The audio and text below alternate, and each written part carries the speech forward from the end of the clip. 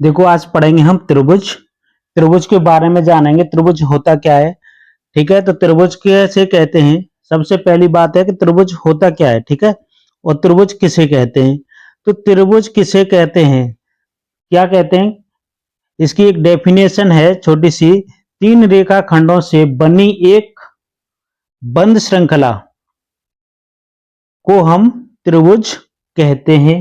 ठीक है, त्रिभुज की एक डेफिनेशन है कि कोई तीन रेखा खंड है, उनसे एक बंद श्रृंखला बनाते हैं। देखो एक रेखा खंड देखो हम बनाते हैं आपके सामने।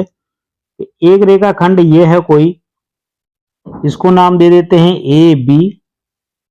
ठीक है, फिर देखो ऐसे कोई एक रेखा होगी, ऐसे मान लो, और फिर एक ऐसे मान लो। ठीक है, ये तीन रेखा हैं, एक ए बी है, एक बी सी है और ये ए सी है। ठीक है, तो इसका नाम देंगे हम ए बी, इसको नाम देंगे बी सी, और ये क्या हो गई सी ए या ए सी। ठीक है, सी ए।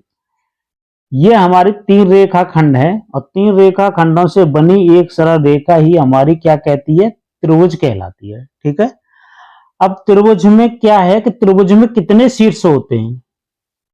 आपसे पूछी जाए कि त्रिभुज के कितने शीर्ष होते हैं, तो देखो त्रिभुज के तीन शीर्ष होते हैं। कौन कौन सा होता है, एक ए होता है, एक बी होता है, एक सी होता है।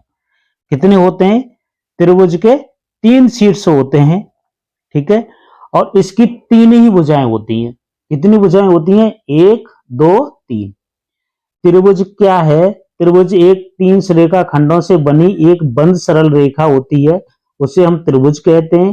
त्रिभुज की तीन रेखाएं होती हैं, त्रिभुज के तीन शीर्ष होते हैं, और त्रिभुज के तीनों कोणों का योग कितना होता है आपको पता होगा,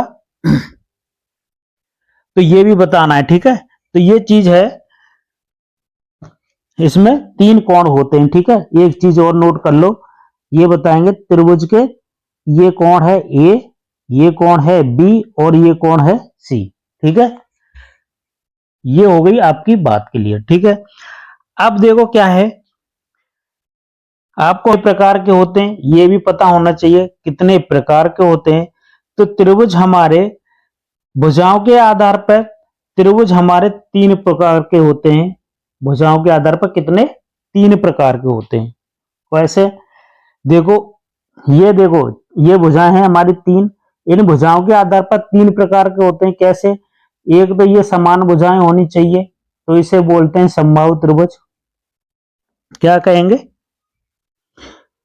ठीक है, देखो भुजाओं के आधार पर ये तीन प्रकार के होते हैं।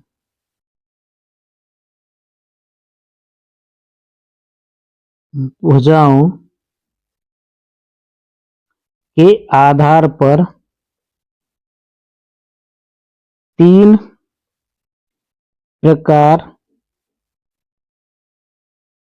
के होते हैं। ठीक है, तीन प्रकार के होते हैं भुजाओं के आधार पर। अब देखो भुजाएं क्या है कि एक त्रिभुज है, देखो कोई मान लो विषम बाहु त्रिभुज मान लेते हैं, यहाँ पे लिखते हैं विषम बाहु त्रिभुज। जैसे कि आपको नाम से ही पता चल रहा है कि विषम बाहु, बाहु कहते हैं भुजा से, विषम बाहु है त्रिभुज। ठीक है, तो विषम बाहु त्रिभुज लिख देंगे यहाँ पर ऐसे करके। ठीक है, विषम बाहु त्रिभुज हो गया। अब विषम बाहु त्रिभुज के देखो कैसे देखेंगे हम कि विषम बाहु त्रिभुज में क्या है कि देखो ऐसे त्रिभुज बनाएंगे। ठीक है, और ऐसे लिख लेंगे। ठीक है, इसको भी नाम देते ए बी सी। ठीक है, तो देखो इस भुजा की लंबाई हो गई 5 हो गई, इसकी 7 हो गई, इसकी 6 हो गई। ठीक है, तो ये अलग अलग भुजाएं हैं, ए बी 5 है, बी सी 7 है और सी ये 6 है। तो ये विषमबाहु त्रिभुज हो गया। ठीक है, और दूसरा लिखते हैं हम कौन सा, समद्विबाहु त्रिभुज। क्या लिखेंगे, समद्विबाहु त्रिभुज। तो देखो समद्विबाहु त्रिभुज को नाम से ही पता है कि सम और दु बाहु है ना, दो भुजाएं कैसी होनी चाहिए, समद्विबाहु त्रिभुज। ठीक है, तो समद्विबाहु त्रिभुज क्या है, तो समद्विबाहु त्रिभुज के बारे में देखो जानेंगे, जिसकी दो भुजाएं कैसी होनी चाहिए, बराबर होनी चाहिए। कैसी होनी चाहिए, बराबर होनी चाहिए, तो उसे समद्विबाहु त्रिभुज कहते हैं। अगर ये 7 है तो ये 7 है और ये 6 है, ठीक है। ऐसे करके समझ लो कि इसकी दो भुजाएं कैसी होनी चाहिए, बराबर, तो इसे कहते हैं समद्विबाहु त्रिभुज। एक आता है तीसरा समबाहु त्रिभुज। कौन सा है, समबाहु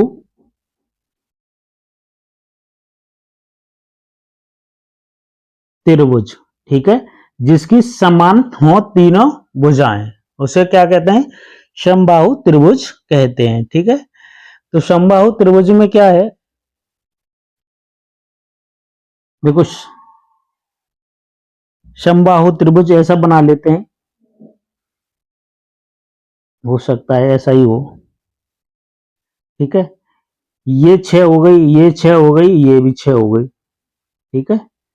तो ऐसे करके ये समबाहु त्रिभुज हो गया, जिसकी समान कौन सी है, तीनों भुजाएं कैसी होनी चाहिए, समान, उसे समबाहु त्रिभुज कहते हैं। वीडियो ज्यादा बड़ी हो जाएगी, इसीलिए यहीं स्टॉप लगाते हैं। नेक्स्ट वीडियो में आपको फिर बताएंगे आगे